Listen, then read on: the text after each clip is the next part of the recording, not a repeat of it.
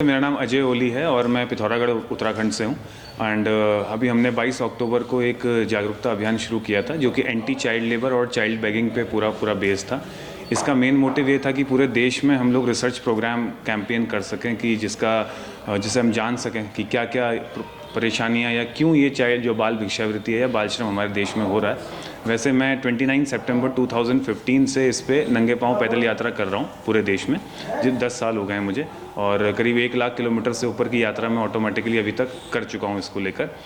2021 में government of India द्वारा इसके लिए नेशनल यूथ अवार्ड जो कि पिछले 13 ईयर्स में उत्तराखंड में सिर्फ एक ही इंसान को मिला है, वो भी मुझे दिया गया।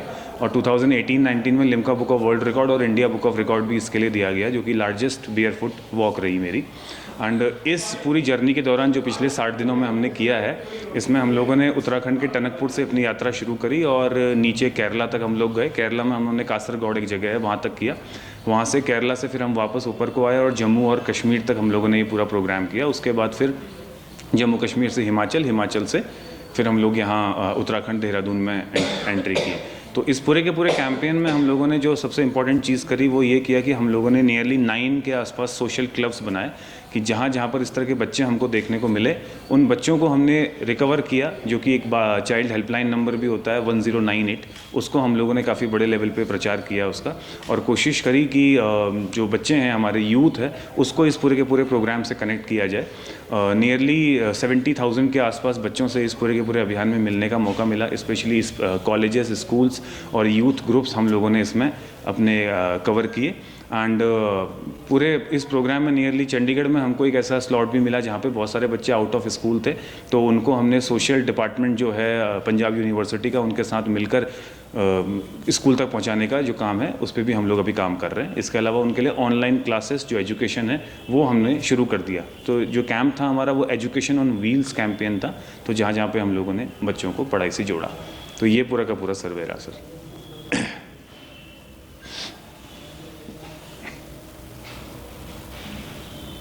इसमें टोटल कितनी टीमें थी आपके साथ, कितने लोग थे?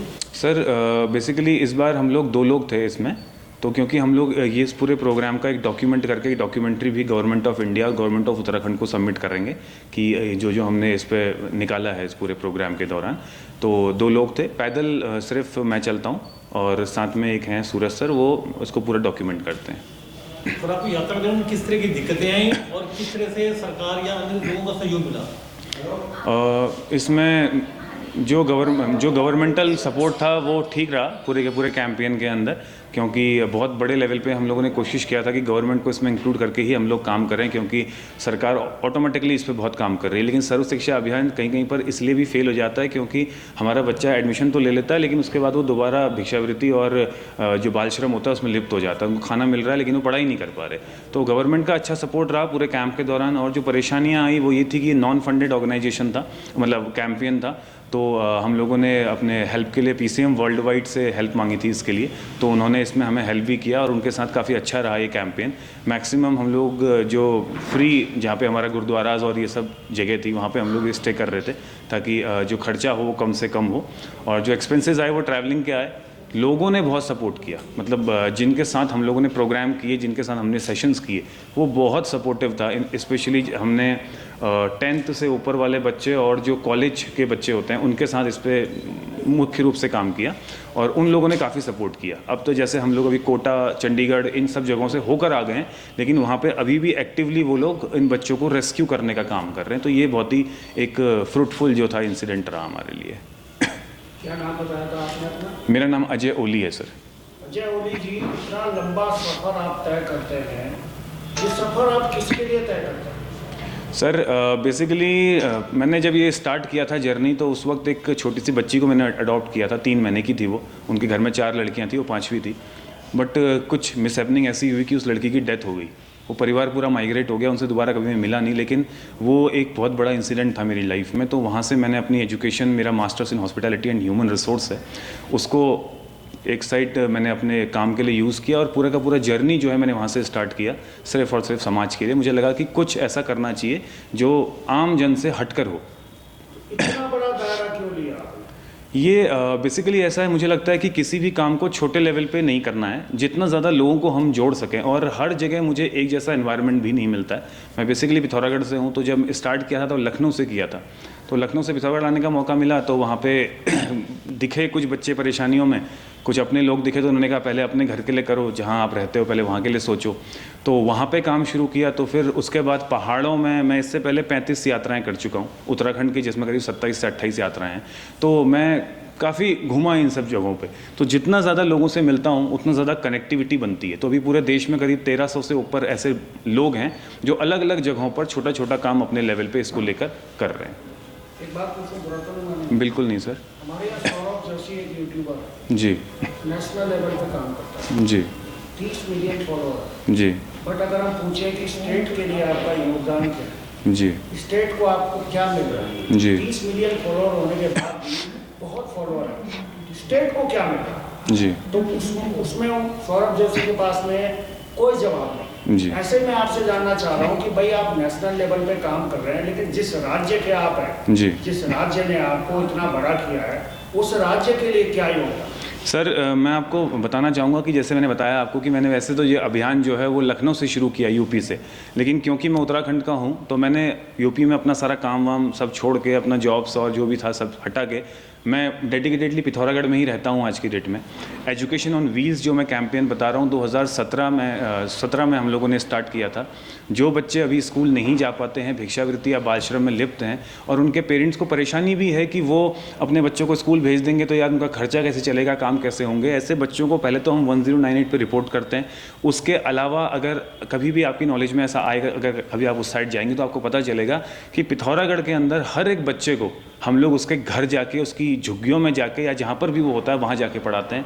इस वक्त एक चंडाग क्षेत्र है पिथौरागढ़ में, वहाँ पे हम लोगों ने नियरली 40 से ऊपर बच्चों का एजुकेशन ऑन व्हील्स प्रोग्राम के अंतर्गत उनको अडॉप्ट किया हुआ है, जहाँ पर हम उनकी पढ़ाई करते हैं। इसके अलावा जब मैंने यहाँ पे शुरू किया था तो बहुत सारे ऐसे बच्चे मुझे मिले, लड़कियाँ मिली जो घरों पर काम किया करती थी, तो उन बच्चों को हम लोगों ने अडॉप्ट किया। आज मेरे पास नियरली 8 बच्चे हैं अपने खुद के, और मतलब अडॉप्टेड बच्चे हैं मेरे वो। उनको 9 साल हो गए हैं। 3 लड़कियां 12th पास आउट कर ली हैं, 2 उसमें से एक स्टेट लेवल और एक नेशनल लेवल ताइक्वांडो और बॉक्सिंग प्लेयर है। एक बच्चा है मेरा अभी, अगर 2-1 महीने थोड़ा सा न्यूज़ में भी मैंने काफ़ी कोशिश की थी, उसके लिए भी सीएम साहब से ही मुलाकात हुई थी। वो अभी नशा मुक्ति पे 14 साल की उम्र में करीब वो बच्चा पूरा उत्तराखंड दौड़ा, करीब 700 किलोमीटर के आसपास।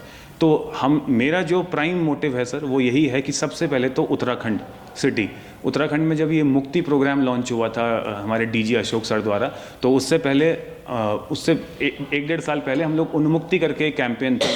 ये रविशंकर सर हैं यहाँ पे, IAS हैं, वो डीएम थे उस वक्त वहाँ पे, तो उनके साथ हमने उन्मुक्ति लॉन्च किया था। तो जब यहाँ मुक्ति प्रोग्राम लॉन्च हुआ भिक्षावृत्ति को उन्मूलन करने के लिए, तो उसका भी मैं हिस्सा रहा हूँ सर। लेकिन मैं क्या कह रहा हूँ, प्रोग्राम्स तो यहाँ इवेंट तो बहुत होते हैं बिल्कुल। लेकिन आज भी आप मेरे साथ रोड पे चलेंगे तो भिक्षावृत्ति बंद नहीं हुई। जी बिल्कुल सर। आज भी तहसील पे आप अंदर में जाएंगे तो आज भी वहाँ नशा हो रहा है। हम ये जानना चाह रहे हैं कि हम लगातार ये कार्यक्रम अटेंड करते हैं जी, बट कार्यक्रम अटेंड करना एक अलग बात है और धरातल पे चीजें दिखने अलग बात है। बिल्कुल सर। धरातल पे कम दिखती हैं जी, तो वो धरातल पे भी उतारना आपको पड़ेगा सर। यही आप लोगों से आज बात करने का मुख्य उद्देश्य बिल्कुल यही है, क्योंकि मैं कह रहा हूँ 10 साल से मैं कर रहा हूँ, बट मैं अभी किसी से पूछ रहा था, मैंने कहा क्या करते हैं कॉन्फ्रेंस में, मुझे पता भी नहीं है सही से। तो यही मैं इसीलिए आज आप लोगों से मैं रूबरू हुआ हूँ, क्योंकि जिस चीज़ पे हम लोग जैसे पिथौरागढ़ में हम जो काम कर रहे हैं, जो बच्चे मेरे हैं, उनको भी पहले रुपयों की ज़रूरत थी। उनको भी था कि यार कहीं मांग के या काम करके हम बाल श्रम कर लेते तो हमारा घर पल जाता। उनके माता पिता को मैंने पूरे तरीके से काउंसलिंग किया। आज जो बच्चे मेरे साथ हैं, हम सर आज 1 साल में 1 लाख तक राखियाँ बना लेते हैं, हैंडमेड राखीज़। मेरे सारे के सारे बच्चे आज कौशल विकास से जुड़े हुए हैं। जिस बच्ची की मैं बात कर रहा हूँ जो नेशनल लेवल ताइक्वांडो प्लेयर है, आज वो कोच भी है और साथ में 2 बच्चों को उसने अडॉप्ट कर लिया है। मुद्दा सिर्फ ये है कि हम लोग कहीं ना कहीं, गवर्नमेंट इस पे काम तो बहुत कर रही है, लेकिन एक जो फॉलो अप और फीडबैक प्रोग्राम होता है उसको लेकर कहीं ना कहीं हम थोड़ा सा कमज़ोर हैं, ऐसा मुझे लगता है। ये जो भिक्षावृत्ति है या बाल श्रम है या कोई भी कुरीति समाज की है, अगर उसको किसी अच्छे इंसान के साथ जुड़कर फॉलो अप लेते हुए काम किया जाए तो ये ज़रूर ख़त्म हो जाएगा। और बाल श्रम और बाल भिक्षावृत्ति के लिए तो मैं बड़े बड़े अभी कॉलेजेस और स्कूल्स में सेशन करके आया। हर जगह गवर्नमेंट के साथ और मीडिया के साथ ही मैंने यही बोला, अगर आपने बाल श्रम या बाल भिक्षावृत्ति ख़त्म करनी है तो उसको आपने पैरेलल में सब्स्टिट्यूट के तौर पे उन बच्चों को कुछ ना कुछ देना पड़ेगा। कल हम रुड़की घाट पे बच्चों से मिल रहे थे, वो छोटी सी बच्ची थी, मैंने उससे पूछा क्यों आपको नहीं करना पढ़ाई, कह रही नहीं पढ़ना। मैंने कहा क्यों? वो 400 रुपये दिन में कमाती है, मतलब कि महीने के 12,000 रुपये। तो अगर 12,000 रुपये कोई कमा रहा है तो और उसको सिखाया वही जा रहा है, प्रोफेशनल बैगर्स हैं ये सब के सब तो इनके लिए हमें प्रोफेशनली कुछ सोचना पड़ेगा।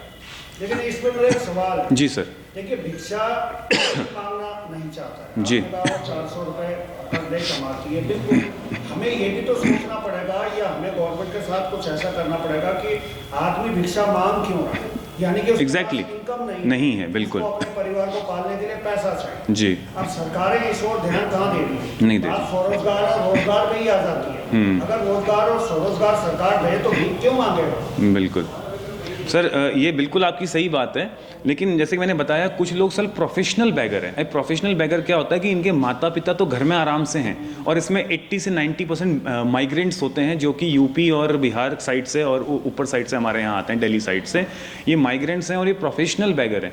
असली में इनको रोज़गार की भी ज़रूरत नहीं है, इनको एनफोर्समेंट की ज़रूरत है। लेकिन उसके लिए एक मेरा सुझाव है। जी सर। अगर आप राज्य उत्तराखंड की बात करें तो यहाँ का जो आदमी है, यहाँ का रहने वाला, वो भीख नहीं मांगेगा, बिल्कुल नहीं, बिल्कुल नहीं। यानी कि मध्य प्रदेश के लोग यहाँ बिल्कुल देखा है जी, कहाँ से आप एमपी के हैं, बिल्कुल सरकार को इनको मध्य प्रदेश भेज देना चाहिए ना भैया जी। आप अपने राज्य को छोड़ के हमारे राज्य में भीख मांग रहे हो, हमारे राज्य को खराब कर रहे हो, बिल्कुल इनको भेज देना चाहिए। बिल्कुल हमारे राज्य का आदमी ना तो कोई निर्धन है ना कोई बेरोजगार है, और है भी तो वो भीख तो नहीं। जी बिल्कुल नहीं सर, हमारे यहाँ तो कल्चर ही ऐसा है ना कि हम लोग खेती बाड़ी करके अपना छोटा मोटा काम करके भी, युवा हमारा पूरा का पूरा बाहर होटल इंडस्ट्री और बड़ी इंडस्ट्रियों में काम कर रहा है, अपना काम चला ले रहा है। जो इसीलिए जैसे आपने जो क्वेश्चन पूछा था कि इतने बड़े लेवल पे क्यों, ये इतने बड़े लेवल पे इसीलिए सर क्योंकि बहुत दूर दूर के क्षेत्रों से भी यहाँ पे इंसान मांगने आ रहा है। तो ये सेंसिटाइजेशन जो है पूरे कंट्री वाइड लेवल पे चाहिए ताकि हमारा जो ये प्रॉब्लम है ये सॉल्व हो सके। और इसीलिए मैंने वो वर्ड यूज़ किया एनफोर्समेंट।